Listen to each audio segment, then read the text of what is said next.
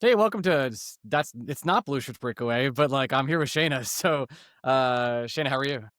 Great, we're batting 1,000 to start. It's not Blue Shirts Breakaway because Greg's not here, but it is under the Blue Shirts Breakaway brand. I think It's that's how that Breakaway works. and Find Out.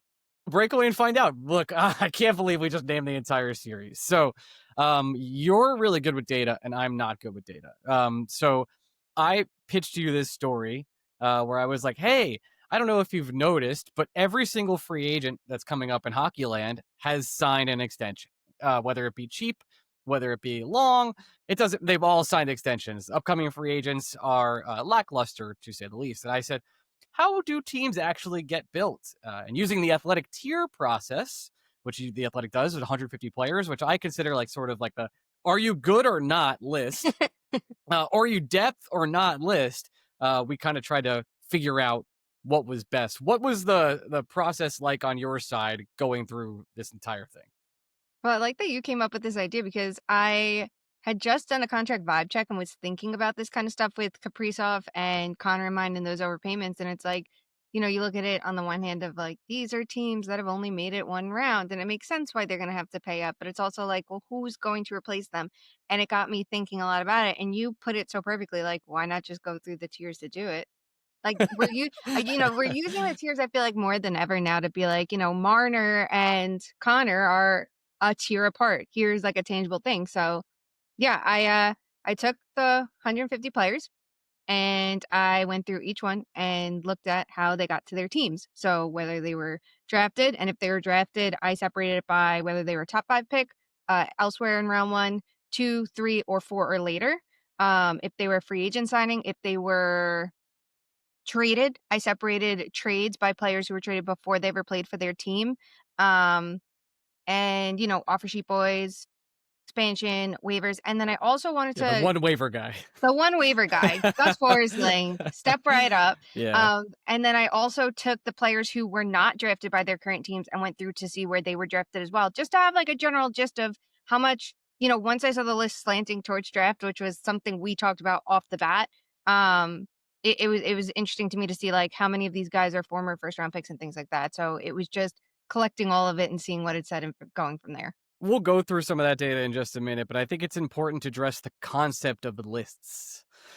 Just the concept, because I think lists are for clicks usually. Yes. You're in the media business.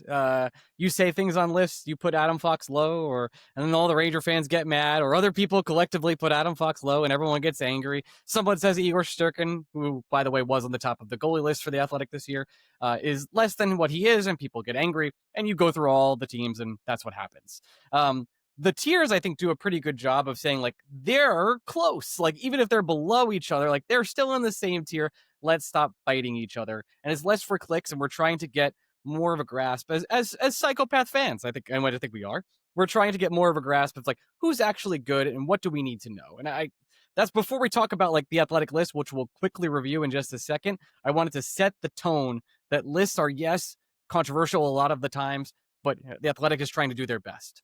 Yes, we are doing our best. No bias here. We are doing our best. But no, so I think this I like in particular because generally speaking, the players are not ranked within the tiers. Like Connor McDavid's the exception. We've done it where he's 1A, all to himself, but we keep it that he's the one player out of alphabetical order and leads the list because he is, he has that little asterisk.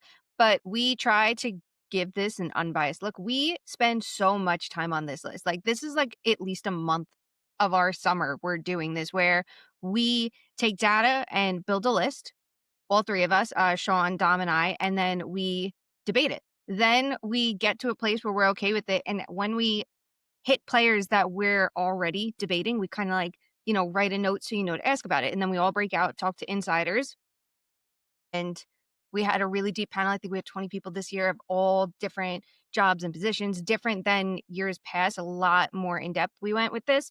And then we debate some more. And then we go back and talk to more people with more questions that we come up with. And then we debate some more to get to that final landing spot and use all of the insights from traditionalists, from more innovative people, from the data, from every little like nook and cranny of the hockey world. We're trying to just get feedback so we can do it. And it definitely helps to not be a true ranking because you can compare people, right? Like when we look at the list, you'll see it in some spots. It's like, how far away is Cale Makar from Quinn Hughes? Is Quinn Hughes closer to Cale Makar than the rest of the defensemen? Or do these wingers make sense together? Are Hagel and Jarvis with, the Jason Robertsons and Gensels of the world? And you kind of bin players based on their usage, their style, their production, and try to find ways to say, who would you rather have? And that's a simple question, right? We asked people this year, would you rather have, who is the second best player in the world, Nathan McKinnon or Leon Draisaitl? We were not looking for an answer. We knew they were on the same tier, but we wanted to get different feedback on things like that. So that is why I think ours is more, it's less clickbaity, I guess, but it's It's a not a different guy approach. that just sits in his room and goes, "This is the top 50. I'm putting Sidney Crosby 37, so Pittsburgh fans share it." Yeah, no, we are agonizing over this list. And like you mentioned Adam Fox. Can we real quick? Yeah, we Yeah. can. Let's Many people aren't going to watch this, so we yeah. can. Yeah. Adam Fox is like one of the most controversial ones. We did not have him to C. We had him to A. We were told to shift him to 2B and kind of flip him with Heiskanen and Dahlin. We got that feedback from so many people. And then we got people absolutely teeing off on Adam Fox. And a lot of it was Four Nations based. So we kind of had to put him in the middle of where the feedback was, because we're not throwing away the information that we're given, even if we don't agree with it, but we also have to still have our own opinions. And he was one that I think we were all a little like, okay, this is lower than we think he should be, but here's why the other information is valuable. And it's always interesting to see where players fit when they take that big step back. But yeah, I get why people were upset with that ranking. If you read the blurb, which I did, right? It tries to show like what we were looking at here and what we're looking for him to do to get back to that. I think he was 1C last year. Yeah, he was. And there's just this huge divide between eye test hockey guys and stat people, model people for what Adam Fox is. Stat people, model people, Adam Fox is like, this guy is the whole team. He's he does everything on his own, and if you don't have him, you don't have an offense. Good luck and congratulations. Whereas eye test people, I think maybe this is a controversial statement. I think eye test people feel the similar about Adam Fox as they do to Jack Hughes, where maybe I'm out of the ballpark here, but I feel like Four Nations painted Jack Hughes in a bad light. I think Jack Hughes is a tremendous player, a top 5, top 10 player in the league, whatever you want to say. When he's healthy, he produces. But in Four Nations, he got hit a lot, and that changed his style of play. Maybe he wasn't used to being this particular, you know, third line center. He's used to being the star of the offense, and it was a different role for him. But Adam Fox took that big step back too, from traditional hockey people that just look and go, yeah, this guy's usually good, but when the games matter, does he matter? And that changes the entire opinion of a play. Yeah, I will say it's not just eye test people who had issues with Adam Fox last year, which and for good reason. I think just knowing he wasn't up to his usual stand, like there's no one's lying by saying last year wasn't his best season. You know what I mean? Like that is, but it's how drastically do you judge Four Nations? I like the Jack Hughes comparison. For me, I always go with Nikita Kucherov. Mm-hmm. Um, because you look at McKinnon and McKinnon and McDavid, and then you look at Kucherov and the different styles, right? The cerebral, slower style, but he's so damn smart and he's so effective at what he does. And yes, I know like defense is a different conversation with that, but just what he does offensively too. I feel like that conversation is so similar to the Adam Fox one when you go Makar, Hughes, Fox, because Makar and Hughes play at a much quicker pace and I think have more highlight reel plays, while Fox's might be a little more subtle. It's the poise, it's anticipating what someone's going to do. He's not breaking ankles as much as the other guys, He's not a but show off player. It's not who yeah, he is. yeah, It's hockey IQ. I kind of know what you're gonna do. There have been parts of Fox's games that were the show off part of his game that have fallen off of his game.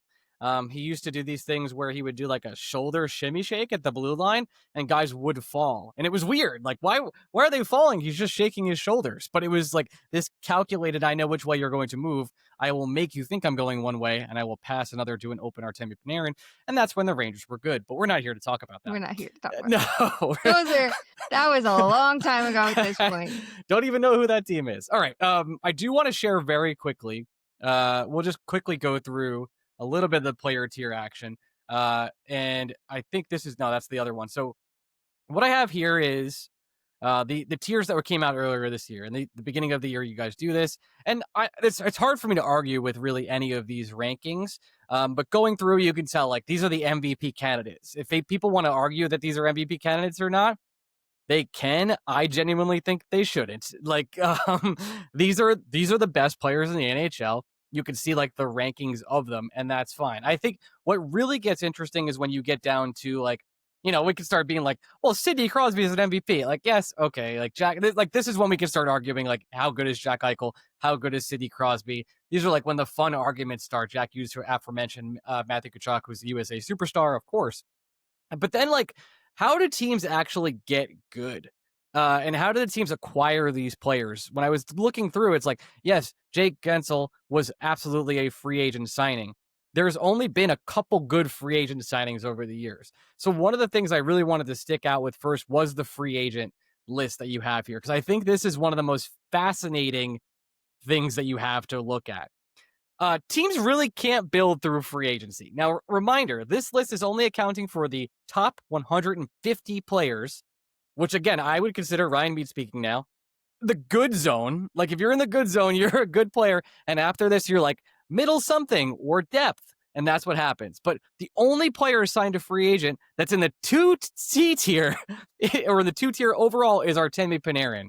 And after that, it's players who I think are very good, but I wouldn't really call them particular game changers. Like Bob, you can make the case like that's an elite goalie, but goalies are voodoo and magic. The rest of them, like, do you agree? Like as of right now for this year, they have not been game changing players.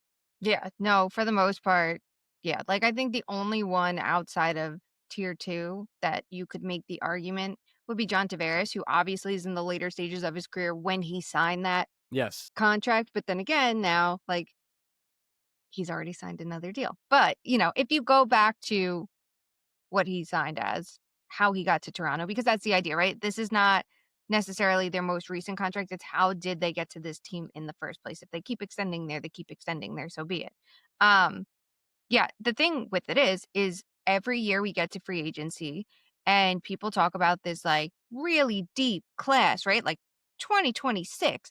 Look, it's Connor McDavid, Kirill Kaprizov, Kyle Connor, Jack Yeah. Eichel, Jake Wallman. They're all already extended. You look at it and you go through who's left within this top 150, and it's Bob, Panarin, Natchez, Kempe, Carlson, Ovechkin, McDonough. Like the list really trails off there. And it just shows Ryan already. McDonough, that is, right? Yeah. Okay, yeah. It's shrinking. The list is already shrinking of of who's going to be available. So now you're already limited of who could potentially be available in 2026. And now you have less of a chance of getting a difference maker. And while there are guys that you could say, well, maybe it's someone who's going to be rising up the ranks, right? Like a Natchez right now. He is in the bottom 2 tiers. He's not a tier 2 guy. Could it become that? Who knows? Maybe, possibly, there's always that possibility. And that's why you have guys like Panarin. But when I originally did this, I was thinking, hey, there's 2 tier 2 guys. It's Marner and Panarin, only to remember Marner was actually traded first. So these Yeah, guys. sign and trade, yeah. Yeah, exactly. Same with Jake Gensel. So you have guys that are almost at free agency and then oops, they're not. So yeah, it's really tough to get there. And we see a lot of money go in and out on July 1st. And generally it's for that tier below, which is why it makes it so interesting, the conversation of are you overpaying guys? Like it makes sense why you sometimes have to, because say you're the Winnipeg Jets and you don't extend Kyle Connor. Who are you replacing him with? Because there aren't many comparable wingers in 2026. There aren't many comparable players in 2027. And if they're, there now, it doesn't mean that they're going to be there by the time they have the chance to get them. So now you have to consider a trade. What are you giving up? Or do you have to draft and develop your own version of the player you just got rid of? And now you're wasting the time that you have right now. So it makes sense when you look at the free agent class, like why sometimes extensions are more expensive than what we think they should be. But it's also like our brains are just broken with that, right? Because we're seeing these mid-tier guys in free agency who are not even in the 150 get these massive contracts on July 1st. Think of like an Ivan Provorov that Columbus extended. They're getting that money and we're okay with that. But now the potential star player, the best ranked Jets forward on this list, right? They have Hellebuck and Morrissey in the top 2 tiers, Kyle Connor's tier 3, there's a gap between him and Scheifele and him and Velarde. So, and they already lost Ehlers. Can you afford it now? And it's like that context I think we have to keep in mind when we're going to look at overpayments for those big name players. Yeah, and I think that kind of gets to our next point, which is like if you want to build a team, you kind of have to draft. Um, I have famously downplayed drafts. Now, part of this is because I'm a Ranger fan and that hasn't gone well. We've traded a lot of our first round picks and the first round picks haven't hit.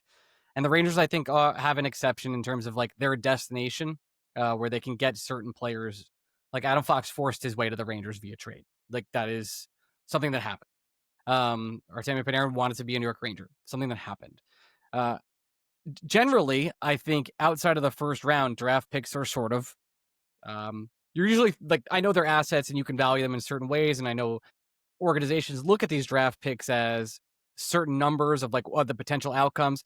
But in summary, if you want to build a team and have good players, again in the top 150, you either need to fleece a bad team like a Buffalo or a Senators. Like for example, a trade on here is in the trade section is Mika Zibanejad. Now, Mika Zibanejad, I don't believe is in the top 150 this year, and rightfully so.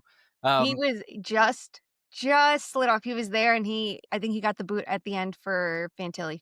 I think you were right, but for access, like this would be 41 if we were at 151 and Mika Zibanejad was there. But he was a trade, even though he was developed really by the Rangers and drafted that way. Now, to say this, 91 of the top 150 are still with their original team. So, like, you either need to fleece a team for talent or a team that is overcome by salary cap issues, which will not be an issue the next couple of years now, or you need to draft. And that brings us to the next point of this, which we'll get to some of these guys in a second. But this is the one thing I kind of want to harp on for just a minute or two here. This is amazing. Now, reading this chart could be a little confusing, so I want to just clarify. This is top 5 and then the rest of the first round. So it's not just like these are overlapping. It's not like there was only 29 picks and there's only, 3 or 4 left or whatever. It's the top 5 and then the rest of the first round. So essentially, if you do not hit on your top 5 picks, you are in a bad place. Like when you draft top 5 and maybe it's a bad year and not everyone worked out, there's, players like I think Shane Wright is a really interesting example of this, where Shane Wright I had people I really trusted and, were real prospect nerds. Like Shane Wright's a generational prospect. Like whoever gets him is going to be, you're never going to be like, this kid is untouchable. He's unbelievable. Shane Wright's been just okay. And I mean, that's being really nice towards Shane Wright. Like when you miss on a Shane Wright, your franchise has to make up with it other ways, whether it's trading for a good player from bad teams, or you have to hit magically on one of the 2 free agents that are good every 6 years. And that's very, very hard to do. So I was really surprised that of the 60% of players in the top 150, they were drafted. And then at this point, if you look at it, of those 61 left, they were all in the first round. Shayna, essentially what this says is, and I'm going to repeat this at the end, if you don't hit in the first round, you're screwed for a long time. Yeah. So the first round picks definitely are the most prevalent here. I mean, you have 29 in top 5, you have 32 of 91 players. That's a lot of players altogether. You're saying, okay, so if you're going to be a first round pick, that's 61 of 91 players are first round picks on this list. And that's not counting the guys who went to other teams, right? Because I counted those up as well. Of the guys who were drafted and signed up, because we have 4 undrafted players, right? So you take them out of the equation, we're working with 55 players who were not drafted by their current teams. Of that group, 9 of them were top 5 picks. 23 of them were still somewhere else in round 1. You have 7 guys in round 2. You have 6 guys in round 3. And then you have 10 that are round 4 or later. So can you find gems in round 4 or later? Absolutely. Kirill Kaprizov, who is a tier 1 player, is a prime example of that. But you look at tier 1A, and it is McDavid, Draisaitl, McKinnon, Makar. So those are all top 5 picks. If you weren't in the top 5, you never had a chance. And by the way, they might play their entire career there. Yep. They're not. These are players that don't often move, and we know that because of those early extensions. Like, you keep going, and that's it. Quinn Hughes, okay, he's not top 5. He was 7th overall. Barkov, Matthews, those are both top 5 picks. Pastrnak, that's a round 1 pick. Kucherov and Kaprizov are your 2 exceptions. I do think it's interesting they both happen to be Russian players. I know that there was some context of when Kaprizov was going to be able to come to the NHL, which should be considered as well. But, the trend continues. You're in 2A, and every player, every skater was a top 5 pick, right? Because Connor Hellebuck was a round 5 pick. Goalies are voodoo. We don't count them. 2A Nope. has Crosby, Dahlin, Heiskanen, and Jack Hughes. So every player that was drafted and has stuck with their current team is a top 5 pick.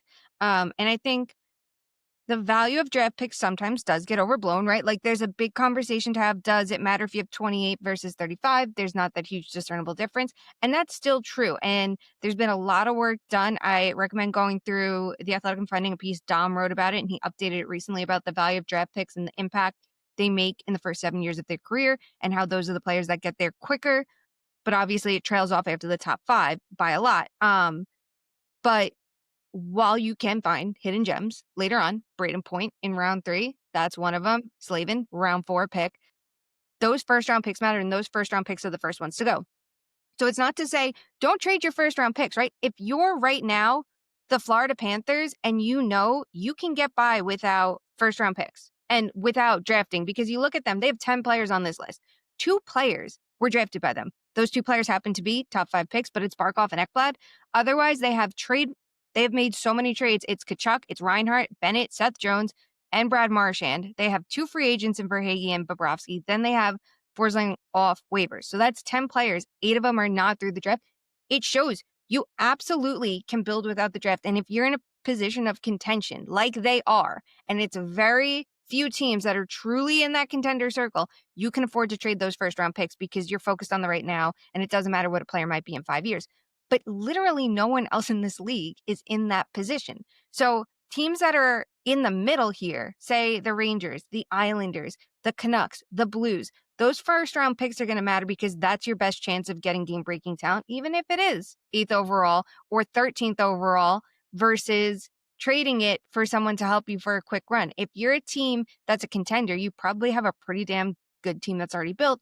And that first round pick is going to get you that final piece. It's a lot different than saying trade the first round pick to hopefully have a shot at getting some guy that will help your lackluster core. Like, you're in a totally different position. And I think if you're a rebuilding team, look at, say, the Sharks, who are collecting players that struck out elsewhere and are able to turn them into first round picks. I think you can see the vision there even more, right? Like this Cody Ceci trade in Granlund, it made so much sense because now they have more first round picks to go with the Celebrinis and the Misos who are picked so early. The more first round picks, the more chances they're going to have players stacked throughout this list in maybe 5 years. Yep. So if we look through this just like elite game breakers first 2 tiers list, only 7 players were available to be taken by every team. Otherwise, Kirill, Connor Hellebuck, we said goalies are voodoo. Braden Point, like everyone had a chance to take him. Everyone had a chance to take Igor Shesterkin, and everyone had a chance to take Sebastian Aho, Jacob Slavin. But like, other than that, you had no shot. You had no shot to get any of these people. And Connor McDavid, I know he just signed a 2-year extension with Edmonton, which puts him at 3 years total.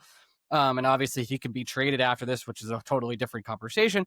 But these other players, you're just never going to have a shot at. Like Quinn Hughes, like maybe he gets traded. Maybe he's a Devil in the future. Maybe he's playing on the East Coast. Who knows? But right now it is not happened. Like Barkov's going to end his career as a Panther until it's like 2 years left. Maybe they salary dump him or something. Like who knows? Like there's very few chances. Sidney Crosby, by the way, ever heard of him? Still a goddamn Penguin. Like you never had a shot. He's been there forever. He's probably not leaving. Which is like brings us to like the trade segment of this, which gets even weirder. So yes, there are some sign-in trades here. Jake Gensel being one of the examples. But like Hagel, I think when the Hagel trade happened, we were all kind of like, what's Tampa Bay doing? Like, why are they trading these first round picks for this guy? And then Hagel became like one of the best contracts in the I'm going to push NHL. back on that Please, one. please. I would have the opposite opinion. I loved the Hagel trade for the Lightning in the moment because I'm like, at least they're going for that young 20-something whose timeline lined up with theirs better than someone else they could have gotten, with that draft pick, considering like their contender status. To me, that was such a miss by the Blackhawks because if he was on their team, like, he's in the right age range to be competitive while they're competitive, if that makes sense. Like, that was the only one I was like, "Wait, let Tampa cook," versus a Blake Coleman or a Barclay Goodrow that they're like, "We'll have them for 2 years and then churn them out," which is what you should do for a third liner. But Hagel, they were like, "No, no, no, no. This guy's more than that." What I like about this list is you can see the drama. This list, like, can easily, if you're a hockey nerd, there's like a lot of drama here you can easily go through.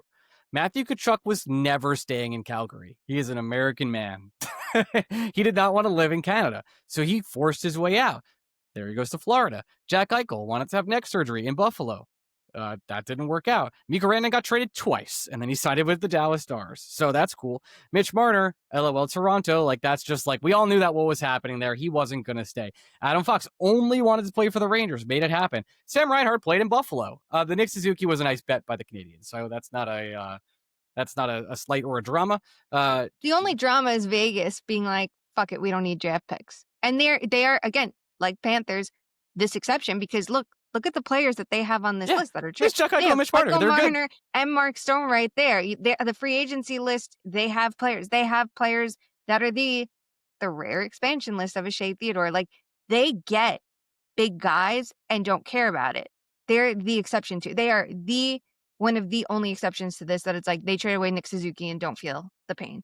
Well, let's do the overarching theme here that I'm going to stop sharing, which is, can we agree that most of, if not all of these tier of players came from guys that were unsettled or bad front offices?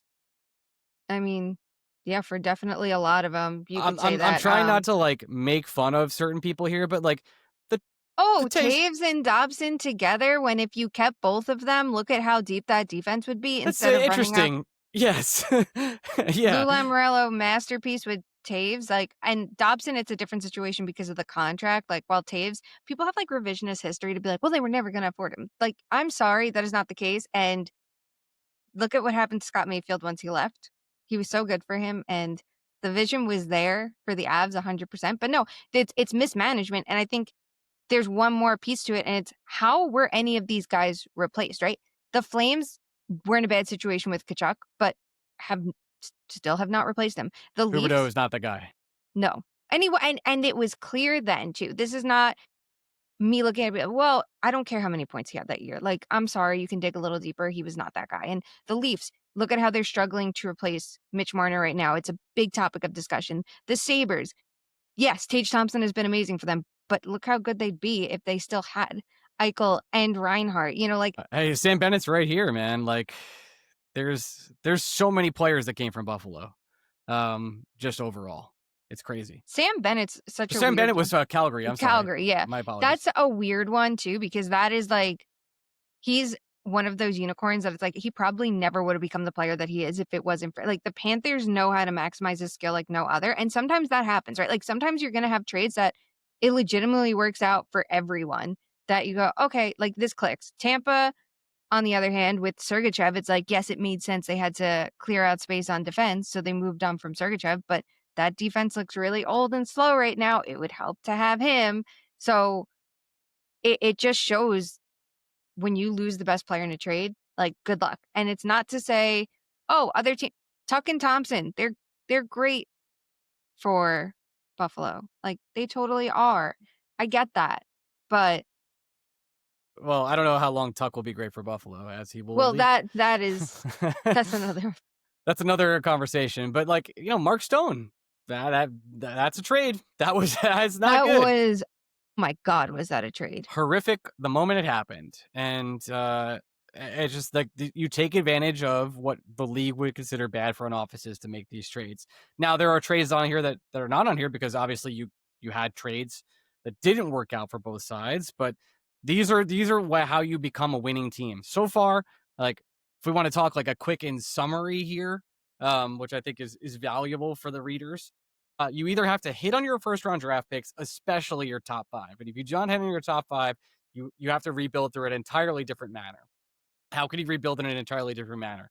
You could trade with bad front offices or find disgruntled players. And the disgruntled players thing really didn't start until a couple of years ago. I know that sounds crazy that the player movement thing is new, but It is in the NHL. You're usually trying to be part of the good boys club. You stick with your team, you play your contract, you do whatever. They're copying the NBA model in that way, but not a lot of them are making it to free agency. A lot of them are getting paid in a huge way before this the contracts change from 8 years to 7 or 6, etc. And from there, it's just only a few good players ever make it to free agency. And if you're gonna pay a guy in free agency, it's likely you're not getting a good deal, and you're likely overpaid for a player that is not going to be a game. Yep. And when those, elite players do make it to free agency, like Panarin was for the Rangers when he made it, like it makes sense why teams jump at them. I know it's so easy to like make fun of the contracts and this and that. Like it makes sense why people dive at them. Yes, your franchise needs to be in the right position to have that kind of player. It has to all make sense still, but it's so tough to to bring in a star player otherwise if you don't have one in the first place, right? And I think when we talk about drafting players, it's much bigger than just drafting the player. And that's the thing. Like if you get a top pick, that is part of it. Now you need to pick the right guy. Then you need to find a way to help them become the best version of themselves. And I think it is hard for a lot of teams when you're a rebuilding team and you land that top 5 pick, that player is probably going into some really shitty surroundings. So look at Connor Bedard in Chicago. And now look at how things are finally starting to turn around. Look at how the Sharks handled things with Celebrini last year. And they brought in a lot of veterans. The vibes were good. He had skill guys to work with, and it makes a big difference. So that developmental process is huge, even for guys with projected top ceilings, right? You could say Macklin Celebrini was always going to become a star. And I would say, absolutely right. But you want to be sure of that. You want to make things as easy as possible for him so he can do that with as few speed bumps along the way as humanly possible. And then you have to now retain these players. So we're gonna see huge contract offers for Bedard, for Celebrini, for Cooley, and this next wave of players. And it makes sense why these young players should be advocating for themselves to make as much as possible on these deals because they know for a fact that they are this team's best hope of anything, right? Like these are franchise cornerstone guys you're bringing in. So you got to find them, train them, and then keep them and make sure it works for everybody. It's a huge undertaking. So it makes sense why teams make those mistakes. But when they trade first round picks like candy, especially when they're not true contenders, you're not a Colorado or Tampa when they were winning, or Vegas or Florida, like you're doing something wrong most likely because that's your best chance of like climbing up the ranks. So when you look at a team like Chicago and they have that youth movement right now and it feels like they're really leaning on their young guys, you can see the vision coming together and go, I can see a lot of these guys coming up the ranks and joining these tiers soon. And, a big theme of it this year was a lot of our insider panel was talking about risers. I think Celebrini is going to be tier 2 next year. I think we should be talking about Logan Cooley above Connor Bedard and comparing them a little bit more. And there were so many conversations like that because these young players are so important. I think we're learning just how much more than ever in recent years. I have Celebrini tier 1 now. Like, I'm sorry, he makes me sick. I just love watching him. He's so good. But He's in so general, like really, you take advantage of a bad situation or you draft in the first round and you hit it. And if you don't, your franchise is going to be set back. And this is just to kind of wrap this all up. Comparing this to other sports is very interesting because in baseball, you can get free agent signings that really make a difference. There's a guy named Shohei Ohtani. Maybe you've heard of him. He was a pretty good free agent signing for the Dodgers. Like they've signed a lot of free agents. The Mets had signed Juan Soto. Aaron Judge never made it to free agency, and he was a draft pick. So there's a lot of different ways for them to build around, and the depth actually can make more of an impact in baseball. Like you can have these depth players that come up and like get hot for a few weeks and change your long season. It's very rare, and correct me if I'm wrong, for like depth guys to come up and change seasons for hockey teams. Like it just is, it happens so rarely comparatively. Like I can think of like the 10 years I've done covering the Rangers extensively, there's very few, like there's like a Michael Grabner year where like Michael Grabner scores like 30 and like you have these fun like little stories like Cam Talbot comes in, goalies are voodoo, so they don't really count. Like there's very few moments where depth guys come up, whereas in the NFL and maybe the NBA is more like the NHL where you kind of need the stars to perform. The depth guys don't really like, they don't matter as much. They matter in some ways, like you need them. They're important for your team. but they're not gonna make or break your season. Whereas in the NHL, it's important to have the depth, but you got to find those depth guys, those bottom six, those bottom pair defensemen in the second and third round. And if you don't find them there, like that's another failure point, but that's an entirely different art. Yeah, and then, it speaks to the teams that do find those gems, like, later in the draft. I think Tampa Bay has been really good with that, and it's gonna be interesting to see as that front office changes, like, obviously, we saw Yzerman leave, he goes to Detroit, and they're still, churning on, but what's it gonna look like without Darsh there? Like, does that change? Does he bring something to the Islanders that they were missing? Because this is a team that's been so good at that and finds those round 3, round 5, round 7 steals, players like that, and they find really good supporting players to go behind their elite core, and obviously, though, there's still some gaps at the bottom of their lineup, but, you have to be creative. That was a team that they were known for having undrafted players too, and you think of guys like Yanni Gourde and Tyler Johnson and Yep. finding those players, The and triplets. it was such a fun era for the Lightning, and it showed a level of creativity we just weren't seeing enough of, right? So it's a little bit different, I think, when you're saying, "Oh, okay, well, Dustin Wolf, he was a seventh round pick, like the Flames found him and that matters. That obviously matters too. But it's like having a tendency to do that. I think that's going to be huge too, especially for teams that have gotten rid of so many top picks. So I think if you're going to trade your first round picks, like maybe there should be more of an investment in scouting and then the developmental side of it that you're picking someone in round 5 and you're going, we see this skill and we're going to get them to that level, right? Like Braden Point's a little different because he was round It was 2, round 3. round 3, right? Okay. And he had skating issues and they were like, we are going to, here, you're Hey, going to clean up I'm his gonna be skating. mean Here's a for a skating minute. Like coach. Lafreniere has skating issues. He went 1-1. Yeah. And it's all about what do you do to get them to, right? Like if that's a number 1 pick, is it that like cockiness of like they'll be fine, it'll work out versus a round 3 pick where you're like, they're going to need the time and investment and get that skating coach. Like those are things that I think have to be thought of a little bit differently too. And I think sometimes we get so spoiled with first round picks, especially those top guys, like that assumption they're going to become something. And the McDavids and the Matthews, they set the bar so high it doesn't always happen for everyone. Sometimes it takes a little longer. I think guys like Keishier show that. Jack Hughes had a bad first year. Quentin Byfield is, hitting his stride now, but it took him a second. So if they don't hit their stride, what can you do as an organization? Is it an organizational trend? I think in New York you could say yes. So like what are you going to do to change that too? So you're not wasting your opportunity to take your franchise to the next level.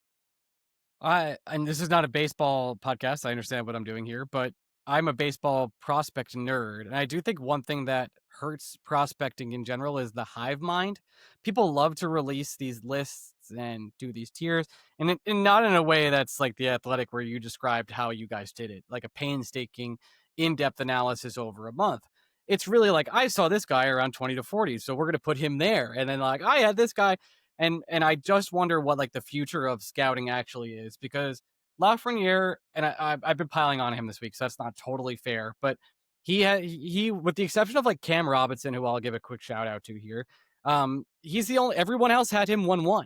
It was like no flaws in his game. Here it is, like Kako, like NHL ready to roll. Like, and he was like NHL ready, and I guess he's like a middle sixer. His hand's broken right now. We're gonna like find out. But like that's not what 1-1-1-2 is. Like these guys have to be game breakers. Maybe there's just some years they're not there, and maybe you have to find and develop. Like I think the Carolina Hurricanes, as much as I hate them as an organization, do this very, very well. Where they know what these certain players are good at. They're going to coach them towards it, and they're going to figure it out. And that's going to work in their system. And luckily, they have not only a GM that likes to do that, but a coach who can implement that with like a culture and a history. And not every team has that ability. Like there is a very unique aspect moving forward with the NHL overall. You either have to like find this undeniable talent or you have to build this system around 1 or 2 players that do something exceedingly well, or you will have no way to succeed. The data is getting better. I think we have this is a totally different podcast as well, but we have this conversation all the time about like, what does game score actually mean? What does XG actually mean? Does this actually change? Like, does this tell me how a player is good? Why or why not? What is the flaws in this argument? Can I just only say blue bar good, red bar bad, and move on with my life? But I think the data is getting better, the evaluation is getting better, and if you don't have those cutting edges, you are not going to be a successful franchise. Yeah, and it's not just, okay, who uses the most data, it's how do they use it? How is it bought in throughout the entire organization, right? Like, what what is, like, the hive mind like there? What's everybody doing together? How intertwined is a front office? How many different opinions do you have? It's a good thing to have that, right? Like, it's a good thing to have someone that is as traditional as it gets and someone that is as nerdy as it gets and see what they find in the middle and see how they take each other's information and learn from it. Like, I think there are so many tools out there, and the NHL is much slower to implement them and teams to embrace different lines of thinking. But like all of that information is out there. And if it's not there, there are people who can find ways to create it, right? Like we're seeing private tracking data and then what models are built off of that. Like there's so many different things you can do to scout good players. And obviously, every single transaction, every single one, throwing a guy on waivers, signing a contract, drafting a player, trading someone, it's all a risk. And you have to take that measured risk to say, well, player X, like Noah Dobson. Noah Dobson is a monster of puck retrievals. It's something that the Canadians were seriously missing on defense. And they're going, this is a specific skill that they need. Plus, he has all of these other assets that he brings to the table. This will fit in perfectly here because this is what they're missing. Now they have someone who can just keep breaking out the puck that when Lane Hudson's not on the ice, the rest of the forward group isn't left with nothing. You make these estimates and hope for the best. There are ways to do that, and we're getting better at it. Will it always work out? No. Will every top 5 pick pan out? No. But I just think it takes a little bit more creativity in it instead of looking at every up and coming pick and going, well, if he's a center and he's defensive, he's the next Patrice Bergeron. It's like we spoil ourselves with like these comparisons that just don't come to fruition because we're not being creative enough. And I just think it's lazy work sometimes. Yeah, and again, not to I don't wanna pile on Lafreniere, but I think he was picked you had to pick a 1-1. It wasn't a bad thing the Rangers did that. It's when you talked about Noah Dobson a minute ago, like, this is what the Canadiens needed to do, like, this is a player that fits their system. Lafreniere was sort of, and I do wonder if you agree or not, like, repetitive talent. He has a lot of the same talents, maybe they're not same skill level as Artemi Panarin. Like he's like a guy that tries to use the hockey IQ and not his skating, create offense. And when he's on the same line as Artemi Panarin, well, now you have two defensive liabilities. Like this is just two guys that are just not going to back check, and they're going to be in the wrong position, and that hurts the Rangers overall. So like maybe it's like you've got the talent, and then it's up to the system, whether you have 4 coaches in 5 years or not, to figure out how that's available and best way to develop that player. So sorry to mention him yet again. No, no, but there's two things with that. I think one, especially with defense, you mentioned it. I think defense can be taught. Offensive ability can be refined and built on, but it can't. That instinct is there or it's not, right? Can I want to just like interlude here because I think this is a great point to be made. You can't just be like, "Hey, can you shoot the puck like Austin Matthews?" Yeah, Like no. you just it doesn't happen. Like I used to work as an intern at West Point Military Academy. I know this is weird, but like I used to do sports psychology and I was meeting with like one of like the top people there and they were like, "Hey, it doesn't matter how much I work with somebody on particular skills or athletes or anything like that. I cannot make them Roger Federer." Yeah, Like no, I just Roger Federer has his abilities and they're his and no one else can have. nope. And you can find ways to refine someone's skill. I think someone like Adam Oates, he's so interesting to me because I don't think he did well as a head coach or an assistant coach, but he has a very specific ability to help maximize players' skills. And we're seeing it, whether it's changing their stick or changing their approach. You're seeing guys like Bo Horvat reinvent themselves as goal scorers before, when he left Vancouver and take a different approach that he would be better at a different point in his career.